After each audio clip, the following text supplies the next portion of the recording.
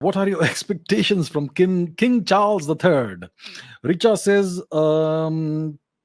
could you please talk about the importance of the British Queen in the current world scenario, and how is the new British King's influence going to be different or not so different? Okay, let's talk about Shri King Charles III.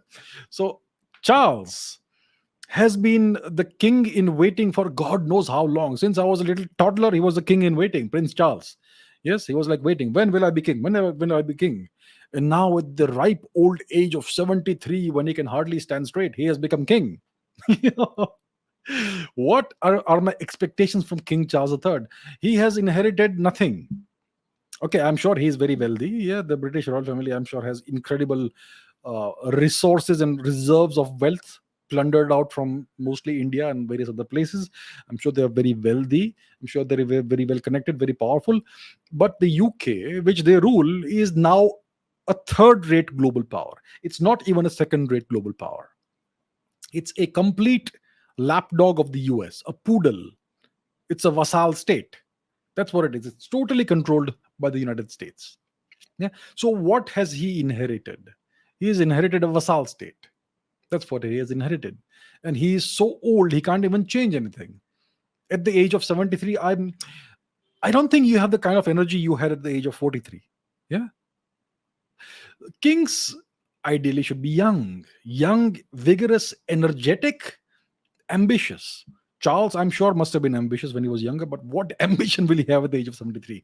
So I expect, I may be wrong. I don't wish anybody anything bad. I expect Charles to hang around another 20 or so years, like his mother did. His mother passed away at the ripe old age of 94, I think. So if Charles lives another 20 years, he'll be 93, maybe longer if he is lucky. So now his son William will be the king in waiting another 20, I don't know how many years. He's what, 30 something now. So he'll be in his 50s when he eventually takes over, if everything goes well. And their relevance isn't much now. Yeah, so in the current world scenario, they don't have any real importance.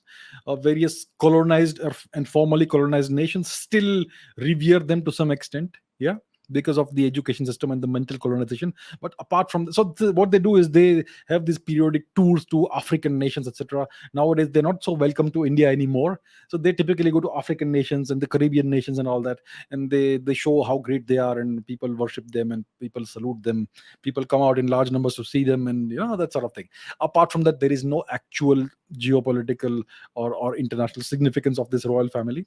Yeah, it's a vestige of an older age, and they are not really relevant anymore. The custom may continue for some time, for a few more generations, perhaps not, we have no idea, but that's how it is. So their influence is mostly zero. Yeah, they have no influence anymore because they no longer are in power. They no longer control the nation. They are just figureheads. They may be very wealthy for sure, but wealth doesn't buy you power. If you have watched my Chinggis Khan video, you will know this. Power can buy you wealth, but wealth cannot buy you power. So that's where they are.